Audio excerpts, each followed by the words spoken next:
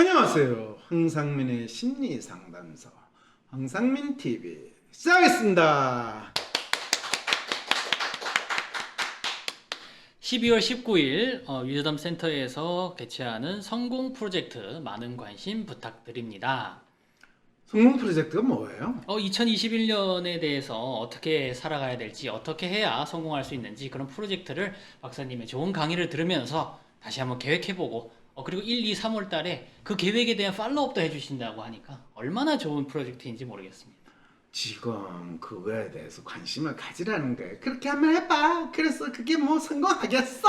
성공 프로젝트 같은 소리 안에 이런 지금 마음을 제가 언제 보였다는 거 아세요? 언제 이랬어요? 제가 또 언제 이랬어요? 제가. 근데 본인 말투에 이미 그게 다 포함이 돼 있었어요. 아니 또 길게 하면 네. 또 길게 한다고 뭐라 하실 거잖아요. 그럼요. 지금 대한민국이 네가 이러면 나는 이런다라고 하면서 거의 멍멍이 싸움도 아니고 이걸 닭싸움이라고 보통 그러는데 네. 그런 상황을 아니 도구 하는 싸움이라고도 간간히 합니다. 멍멍이 싸움 맞아요? 네, 그럴 수도 있어요. 네. 그런 일이 지금 나오잖아요. 네, 그래서 모든 것은 마음으로 통한다. 정치도 마음으로 통합니다. 어떤 마음을 가지고 있길래 저런 행동을 하는 거지 궁금하신다면 우리 황심소에 오셔서 그 사람에 대해서, 마음에 대해서 같이 한번 알아봅시다. 네, 그랬어요. 자, 그래서 바로 오늘 주제는 윤석열 대 문 대통령입니다. 추윤대전. 윤석열 대 문 대통령? 이미 추윤대전 레벨에서 레벨업이 됐습니다. 그러면 지금 윤석열 검찰총장이 문 대통령하고 싸운다는 거야? 맞짱 뜨는 거죠, 지금. 그러면 윤석열 씨가 지금 대통령급으로 이 나라에서 검찰총장을 한다는 거네요? 뭐 대통령에 대해서 이의 제기를 하니까 거의 그 도전하는 그 급이 된 거죠. 그러면 지금 윤석열 검찰총장은 대통령을 범죄인으로 피의자 수준으로 두고 지금 대하고 있다는 거예요? 싸운다면? 마음 같아서는 벌써 100번도 그렇게 생각했을 거예요.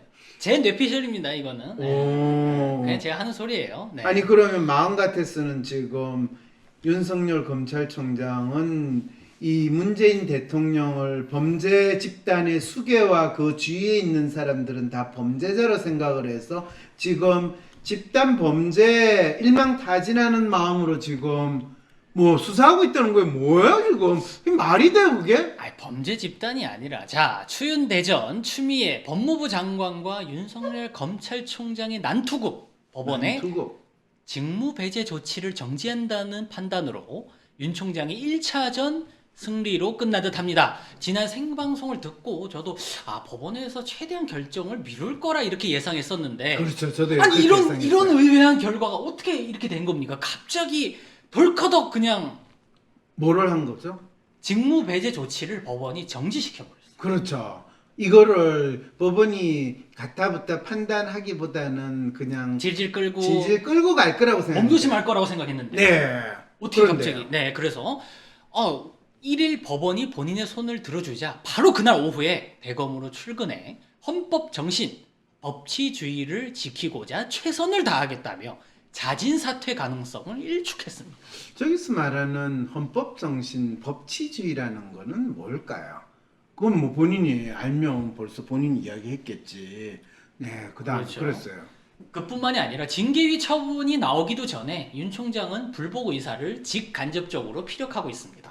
바로 문 대통령이 징계위에 절차의 정당성과 공정성을 강조한 다음 날 윤 총장은 법무부 장관이 징계위 구성 주도하는 것은 위헌이다라며 헌법 소원을 제기했습니다. 오, 진짜 재밌네요. 아니 근데 왜 이렇게 하는 걸까요? 소송을 통해서 자기의 권위를 지켜야 된다고 하는 이 마음은 뭐? 아니 본인이 네. 법조계 일하는 사람이잖아요. 네. 그러니까 내가 믿을 거는 법밖에 없다. 법으로 가지고 어떤 분이 황 박사님 저번에 털려서 새로 하나요 하는 게 아니라 털려서 새로 하는 게 아니라 네. 애척한 것과 다른 상황이 발생했을 때 그렇죠. 이것이 대체 어떤 심리를 의미하는가를 지금 하고 있는 거예요.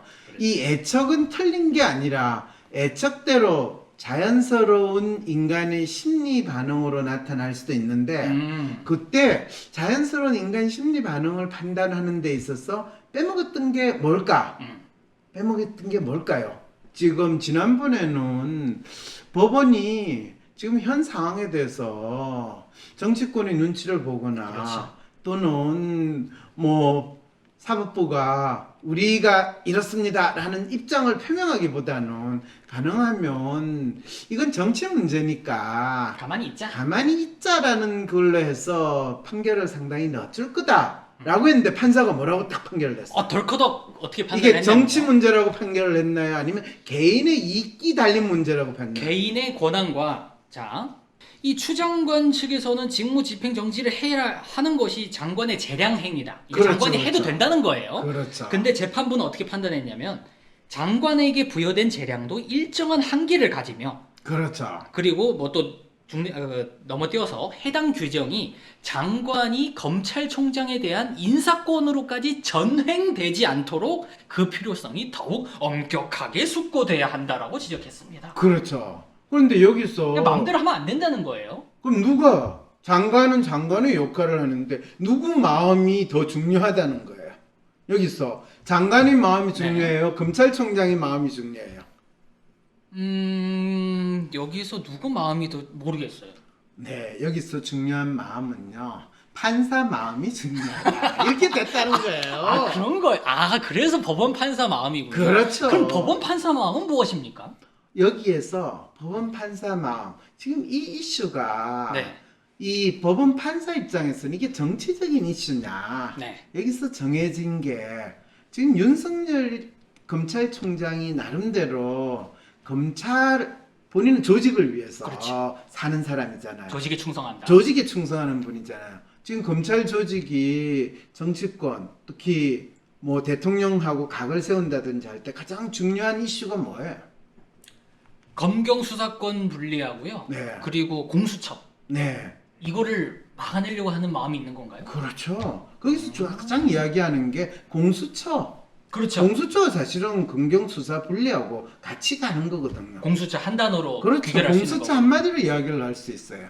그러면 공수처는 보통 공수처 이야기할 때 검찰개혁이라고 이야기하거든요. 그렇죠. 공수처의 수사 대상이 되는 고위공직자는 검사만 해당이 되나요? 청와대도 해당되지 않습니까? 청와대도 해당되죠. 고위공직자가 다 해당이 되는데 네. 놀랍게도 우리가 고위공직자라고 할 때 검사, 판사, 판사들도 해당이 되는 거군요. 판사도 다 해당돼요. 아, 지금까지 대한민국에서 판사를 법으로 판결을 해가지고 징역을 보낸다든지 네. 하는 그런 경우 있을까요? 없을까요? 저는 한 번도 못 들어봤어요. 못 들어봤죠. 그 말은 무슨 말이에요? 판사는 웬만큼 큰 죄를 지어도 법의 처벌을 받지 않는 그런 상황이고, 심지어는 웬만큼 큰 처벌을 받아도 검사가 기소를 하기 전에는 존재할 수가 없는 게 판사의 지위예요. 판사도 검사가 치지 않는 이상 그래도 자기 보전을 할 수 있는 거고. 그렇죠. 근데 그러니까. 검사가 제일 무서운 거군요. 그 사람들한테. 판사들 입장에서는 검사가 유일하게 자기를 칠 수 있는 대상이죠. 자, 그래서 이 전 페이지 보시면 법원 행정처장이 이 공수처에 대해서 어떻게 얘기했냐면요. 공수처 수사 대상 절반이 법관이라서 법관들이 재판에 대해 위축이 될까봐 우려하고 있다. 이런 얘기를 국정감사에서 하신 적이 있어요. 그렇죠. 그랬을 때 어떤 판사든지 간에 판사 마음으로 판결하니까 이 상황에서 법무부 장관 편을 주겠어요. 검찰청장 그래 너 계속 싸워봐라. 그렇게 니들이 싸우다 보면 공수처도 물 건너가고 뭐 지금 이대로 쭉 갈 수 있다라는 것이 가장 좋은 것이,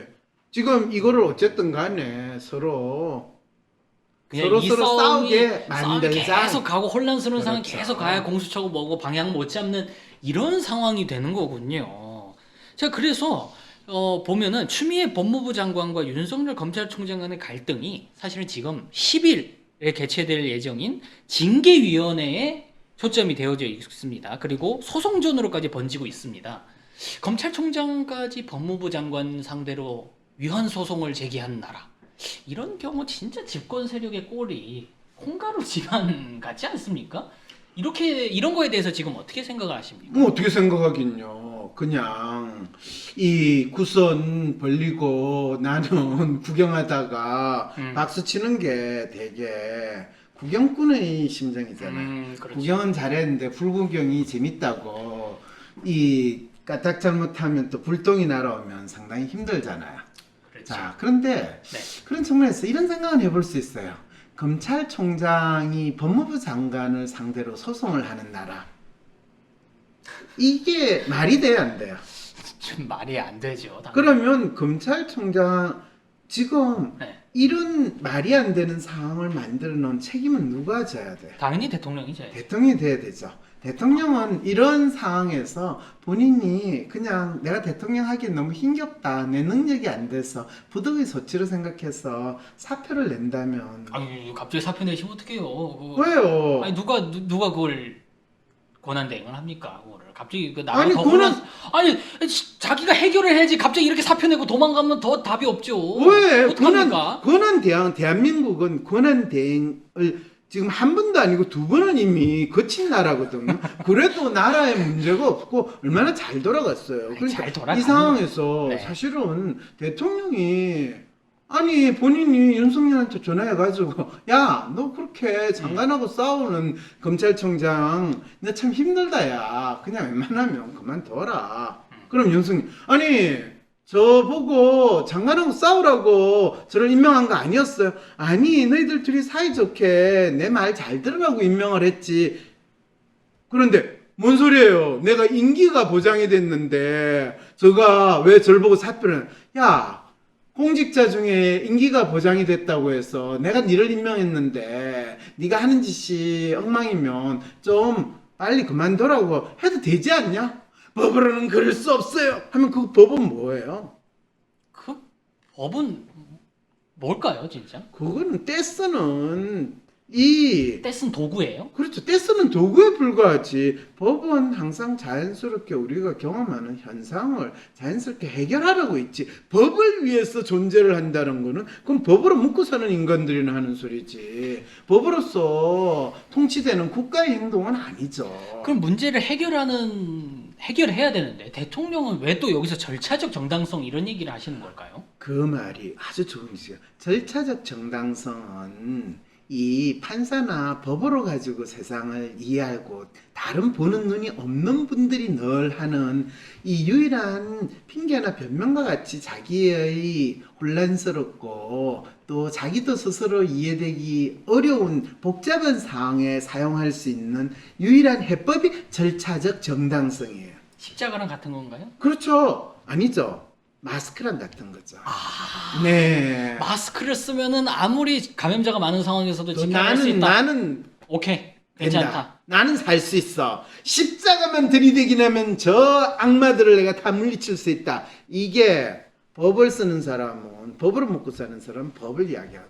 정당성이나 우리가 이 정의 이런 이야기는 그것이 어떤 법이든 어떤 상황과 관계없이 그것에 대해서 얼마나 공감하고 공유하는 거로 가지고 정당성이 나오지. 절차적 정당성이 뭐예요? 절차적 정당성이.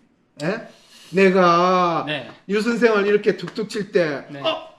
박사님 지금 절차적 정당성을 위배했습니다. 그럼 절차적 정당성은 유 선생 네. 제가 유 선생을 한번 툭 치고 싶은데 그거를 허용하시나요? 그러면 이렇게 허용을 이야기해가지고 제가 허용을 이렇게 딱 허용이라는 걸 어떻게 해야 되나요? 네, 그렇죠. 허용이라는 걸 할 수 있는 범위를 한번 정해서 제가 하는 아픔이 아니라 하는 아픔까지 느낄 수 있도록 허용하겠습니다. 이렇게 하는 게 절차적 정당성이에요? 네. 이랬을 때 참. 우리 대통령이 절차적 정당성을 운운하면서 어떻게 보면 이 공무원이라고 하지만은 막말로 하면 다 자기 부하 직원들이잖아요. 그렇죠. 부하 직원들을 관리 감독하고 리드하는 지금 이 대통령의 리더십의 무능함을 있는 그대로 보여주고 있는 이 상황이 벌어진다고 했을 때 그럼 이 리더십을 우리 책임 총리님한테 어떻게 좀 기대해봐야 되는 겁니까? 최금 총리는 여기서 왜 나와야 될까요? 월요일 날에 나름 또 청와대 들어가셔서 조정도 하고 이렇게 하셨던 것 같은데. 지난번에 네. 30일 그러면 날에. 이번에 우리 총리께서 여기서 뭔가 기대하는 그런 마음을 지금 표현하신 건가요? 아니 도저히 행정부에서 어떤 정확한 메시지도 안 나오고 절차적 행정부가 정당 아니라 청와대에서. 청와대에서 왜냐하면 이런 얘기가 행정부를 책임지는 거는 총리거든요. 그렇죠. 그러면 사실 여기서 윤석열 검찰총장은 추미애 법무장관의 지휘 감독을 받는 부하직원일까요? 독립적인 이 기관의 장일까요? 법을 봤을 때는 부하 직원이라고 봐야죠. 그렇죠. 그런데 검찰총장이 검찰총장은 법무장관의 부하직원이 아닙니다라고 선언을 했죠. 그렇죠. 그러면 그거는 법무장관의 부하직원인지 아닌지를 누가 판결을 내려줘야 돼요? 또 법원에서 또 법으로 가야 되는 건 아니잖아요. 또 법으로 가야 돼요? 누가 법으로 가야 된대요? 지금 그거는 총리가 해결해야죠. 총리가 이야기를 해야죠. 그렇죠. 행정부의 수반이 총리가 해결을. 총리가 해결. 아. 아니 지금 본인이 꼭 행정을 공부를 안 했다고 했어. 이렇게 무식하게 응답을 하면 돼. 나도 심리학을 공부를 했지만 그렇죠. 이거는 중고등학교 다니면서 본인 중고등학교를 서울에서 한국에서 안 다녀서 그러면 딱 어쨌든 딱 간에 고졸 수준이에요. 고졸 수준으로 판단할 수 있거든요. 네네네. 그런데 어쨌든 행정부의 수반인 총리가 검찰총장이 분명히 총리의 말을 따르신다면 지금 검찰총장이 자신의 지금 신분과 위치에 맞는 일을 하고 있어요? 아니면 지금 서로 이 본인이 다른 상사와 국민들 보기에 참 부끄럽게 싸우고 있어요? 당연히 볼성사납게 싸우고 있는 거죠. 불성성에 싸우고 있죠. 그래서 총리가 그냥 전화 한 통 해가지고 지금 아무래도 책임진 위치에서 자기 역할을 제대로 하시는 게 조금 그러시니까 네. 그냥 웬만하시면 사표를 내시고 네. 그냥 개인의 입장에서 이 장관에 대해서 또는 추미애 씨 개인에 대해서 소송전을 벌리든지 하시는 게 어떨까요? 이랬으면 참 해결이 좀 됐을 텐데 말이에요. 왜 해결이 된다고 생각하세요? 일단 이런 볼성사나운 싸움이 일단 그쳐지고 본인이 진짜 법을 통해서 자기 직위를 자기를 보호하고 싶으면은 개인으로서 하는 게 더 좋지 않아요? 그렇죠. 그렇죠. 만일 이게 다른 경우에 예를 들면 네. 박근혜 씨가 대통령이었는데 그럴 때 헌법재판소에서 박근혜를 대통령직에서 파면한다 라고 하는 그날 바로 박근혜 씨 이 변호사들이 헌법재판소에 지금 대통령을 파면하는 것이 대한민국 헌법에 이 개인의 이익에 반하는 것을 지금 했기 때문에 이건 위헌이다 이래가지고 헌법 소원을 냈으면 이 헌법 소원의 효력이 중지되세요 하면 그게 다시 헌법 소원에서 이거는 개인의 이익을 반하는 것에 비해서 국가적 이익이 심대하다라는 걸 증명하는 본안 소송이 될 때까지 재판을 하게 만들면 이게 지금 이래서 정치가 무능하니까 정치를 다 사법부에다 맡겨지니까 사법부의 판단은 이런 맥락 다 없애버리고 개인의 이익에 초점을 맞춰서 판단을 하는 거잖아요. 정치가 무능한 상태에서 사법부를 개입시키면 사법부는 뒷거래를 할 수 있는 여지를 더 많이 만들고 온갖 사법부 자체의 존재의 이익을 극대화시킬 수 있는 그런 사법부 패거리 권력 집단을 만들어내서 지금 우리가 적폐청산할 때 핵심이 사실은 사법부였는데 어느 순간에 그것이 또 그 사면에 또 검찰 힘을 개혁인데 지금 검찰 개혁으로 바뀌고 나니까 역설적으로 사법부에 힘을 실어주는 아주 무능한 정치 행위가 대한민국에서 이루어지니까 나라 집권 세력의 꼴이 콩가루 상태가 아니라 이거는 거의 콩가루를 석회가루라고 할까요? 콩가루는 그래도 먹을 수라도 있는데. 먹을 수 있는데 석회가루 먹고 본인이 그러면 시멘트 빌딩 내려고요? 네. 마음이 존재하지 않으니까 그런 것 같습니다. 그렇죠. 2021년을 성공의 해로 만들고 싶은 분들을 위해 준비했습니다. 코로나로 폭망한 2020년은 보내고 2021년 인생의 성공을 만들고 싶다면 2021년 성공 프로젝트 캠프에서 황상민 박사님과 함께 개별 맞춤 새해 목표를 설정하고 실천 방안도 얻어가세요.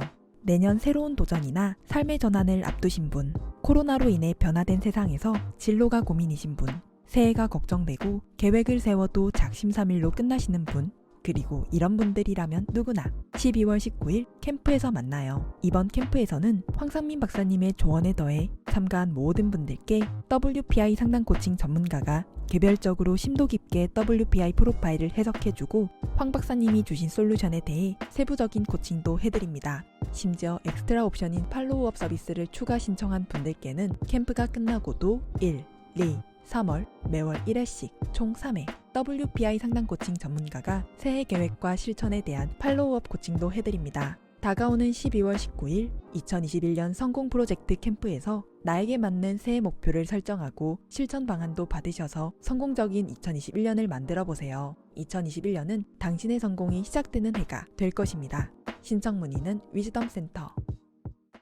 사람들을 잘 알면 좀 더 잘 지내지 않을까? 사람의 성격을 알 수 있는 검사 WPI.